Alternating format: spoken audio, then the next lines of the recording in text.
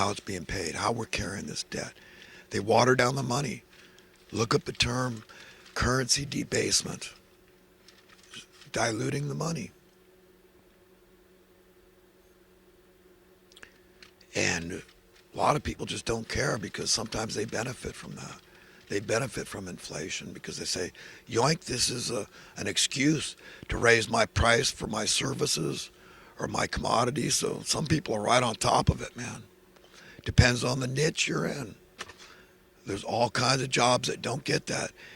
They certainly don't get a commensurate cost of living adjustment based on the reality. Okay? Some do. And above and beyond that, they cushion and insulate themselves like the politicians giving themselves raises to make damn sure they're not paying that debt. They're accumulating wealth as long as their numbers are going up at a satisfactory speed. A lot of them are fine with it. And we noticed a lot of politicians go into office without a lot of money, but end up fabulously wealthy. And these lobbying groups, you think that's not a conflict of, how could this ever happen in America?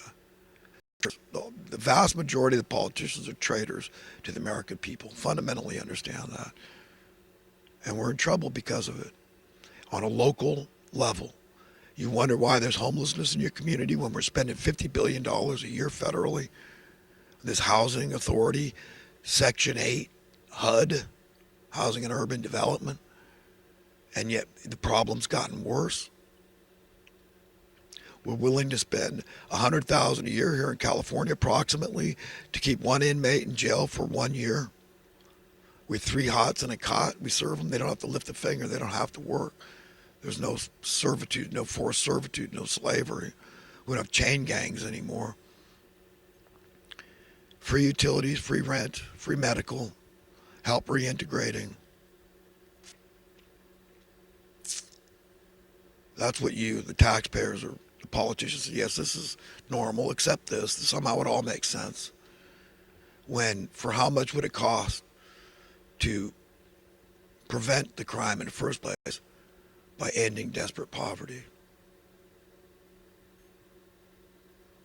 And we complain about the socialist people out there and the capitalists. It's their fault. It's their fault. Division is the name of the game. They need us divided at each other's throats. They want it on a local level. And they're very, very successful and effective at it. Tricking us, deceiving us, deluding us. Because that's who they are. They're madmen. They're evil geniuses. And through deep subterfuge, they've normalized slavery in America. Worse than slavery. Because a slave you had to care for like you had to care for a piece of machinery. You had to make sure it was well fed, had adequate shelter. Now they don't care about that. So this normalization of slavery over the course of half a century has been very effective. We're in trouble. A lot of trouble. And only God can help us.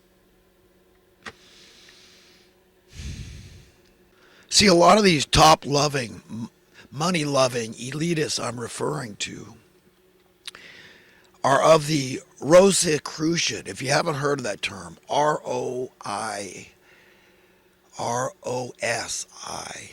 Crucian, C-R-U-C-E-A-N, I believe. These Rosicrucians, the Rosicrucianism, faith, belief, religion, whatever you want to call it, is a cult. We've all heard the term reincarnation and rebirth. You see, these people, sometimes merely on a subliminal level, just following the leader of the sect, the cult, they believe these things, that this is why they will perpetually, forevermore, be the ruling class, because they're going to be born again, rebirthed into, they're going to be children of the elitists. You understand? That's their lot forevermore, that the earth is theirs forever. They've claimed it illegitimately from God. But that's not the way the story goes. And there's a very grievous moment for the elitists. The money lovers know they're going down. They know they cannot prevail indefinitely.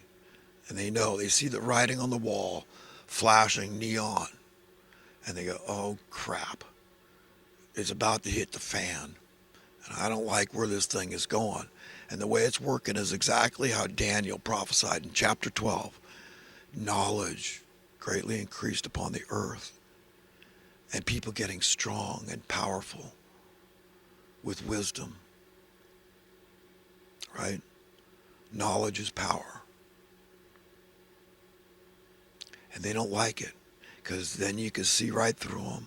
And you see the emperors are naked, the Senate and the Congress, liars, cheaters, thieves, swindlers, some of them murderers. They're murdering not directly, but through an indirect, but there's a very powerful correlation. You see homeless people, better men and women than us, for all we know. I haven't met all of them. And Jesus said that's him, so what more do you need to know about the homeless in America, the land of milk and honey? Well, you're a bad person when you don't want every immigrant on earth coming here illegally, and then they get to vote for the politicians that let them in. Better men and women than us suffering needlessly. While there's a glut of housing, just that all these investors, Leonardo DiCaprio's buying up housing, right? Buying up rent, real estate, and all these investors telling you, rich dad out there, Robert Kiyosaki, buy, get on the bandwagon quick, because pretty soon it's all going to be sewn up. We sold out, man. It's all for rent, and we own it forever. You're going to leave it to your children, and they're going to own it and rent it and leave it to their children forever. They're going to be in power. You see how their minds work? Do you want that reality? So we have a permanent underclass, maybe your kids, I'm talking about, you yourself, your grandchildren. They're going to keep you down. They say, you're used to it now. Just stay there. You see what I mean about normalizing slavery? I mean, this is no kind of good socialism we're looking at. I'm into egalitarianism, but I'm not into socialism, not as we've known it. That's for sure. I say let capitalism work, because I know what happens if you have any semblance of true capitalism. What happens naturally is supply and demand kicks in, and stuff gets easier and easier to produce. So we end up with an excess, and then the prices go down. They keep going down. Your money keeps going up in worth. You see where that leads. Universal prosperity eventually, if we had any semblance of true capitalism based on supply and demand. But we don't. It's all market manipulation and rigged, fixed pricing. That's it. It's a big fat scam. We got the mainstream media convincing people that it's good, that the price of your house went up, the housing values, and now you got this equity, and you go out and buy a new car, whatever you want, do home improvements. And they don't talk about the direct correlation to homelessness. They don't talk about the $50 billion we're spending already to house poor people that can't afford to pay their housing costs. They don't talk about that. How desperate poverty is the biggest driver of crime. They don't educate you on that. They don't tell you, hey, the value of your food went up at the grocery store, even though you got shrinkflation and inflation going on at the same time. So you're literally paying more for much less. And they're going to tell us that's good. Hey, the value went up. But that's essentially what they're telling us with housing. What am I saying that's not true? What am I saying that you got to be intellectual to understand this stuff I'm talking about? To see the madness that is rife up in this world. And everybody just go comply, conform, capitulate, and you're fighting a battle you can't win and all this. I say, you know what? Hey, eventually good guys have to win. It'd be an unreadable book. It'd be an unreadable, watchable movie, okay? So it's going to turn around. The worm is going to turn. I'm a bit in a hurry because it unnerves me. It makes me crazy. I can't enjoy any semblance of comfort when better men and women than me, Jesus Christ himself, is suffering in America, the land of supposedly of milk and honey, unnecessarily out in the cold. I can't do it. People say, what do you mean there's a glut of housing? There's a housing shortage. That's why there's homelessness and all. It has nothing to do with it. No. Way back 15 years ago, I did the research on my own. And even back then, you could have housed every homeless man, woman, and child in America and 90% of the vacant available housing left over. And I didn't even include hotels and motels in that equation. A rough ballpark estimate. No, it's just investors buy it up. It's off the market. It's not for sale. A lot of it sits vacant. Some of it they rent. We're in trouble, a lot of trouble. And the mainstream media has got everyone convinced it's a good thing. Even though the majority California residents for quite some time now, about 15 years ago, went from being a majority homeowners to a majority of renters. And yet they're going to tell you that it's good. Price of housing is going up. Won't talk about direct correlation to rents. Won't tell you that, well, the price of gasoline is going up, and that means the value, right? Value, price, cost, the same thing, right? So yeah, my real estate teacher, I learned real estate. I had my California real estate license. I wanted to develop truly affordable real housing. But I found out it was political and not Democrat, Republican political. Oh no, much worse. Much more dire. They're in on it. They're colluding together, Democrats and Republicans. Because they've all got friends and family, if not themselves, that are involved in this scheme, this scam. It's all about the real estate, housing, rental, high prices, and pleasing the banker class, the bankster class. Because I'm not villainizing or demonizing anybody in any profession. I'm just making a point. I'm just saying, let's be honest and look at it squarely and see where the thing leads. It's a nightmare. It's a dystopian nightmare is what they don't have any answers. They're drunk. They can't stop themselves. Scripture would say they're drunk on the blood of saints, and they can't stop themselves, like what I refer to as snot-nosed, spoiled brat kids that have hijacked the candy shop, and you don't get any unless they say so. They're ready with baseball bats, thump you upside the head. You've got your boundaries, they don't. You're not going to shoot them in the head. You say, well, these are snot-nosed, spoiled brat kids. They don't know better, right? Yeah, even people in court, they've argued these cases. Well, it's the way he was brought up wrong, and, so let's let him off the hook here. So we know what's going on here. We're in trouble, a lot of trouble. Pray hard, individually and collectively. God, forgive me for trying to enjoy my comforts.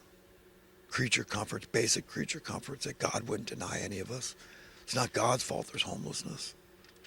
It's evil men's fault. And do you accept it? Do you accept where this thing is going? Not me.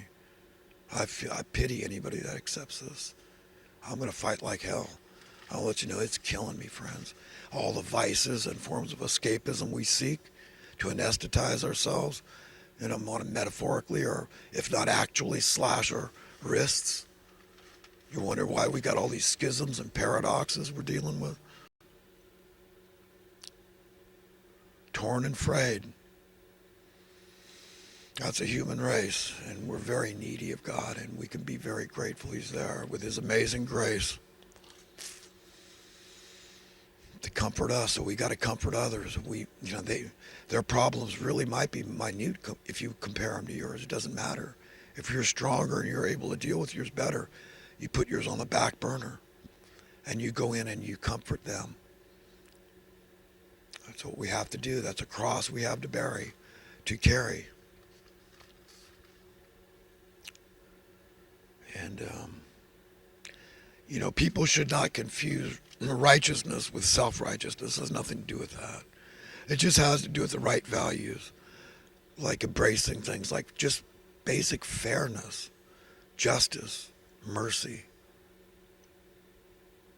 compassion, societal harmony, evolution, growth, progress. So things get better and better and better, and we can leave a legacy for our children, and they can do it for their children. It becomes a better world. Is this not God's will for all of us? Indeed it is. We all know it is. But when you're trying to comfort somebody that's stressed out about life's, events. And, sometimes you never know who's on the verge of taking their own lives. But you got to ask them, look, keep it in perspective. Think of it. In 100 years, all these things you worry about right now, how much are you going to be worried about them then? I mean, Christ himself said,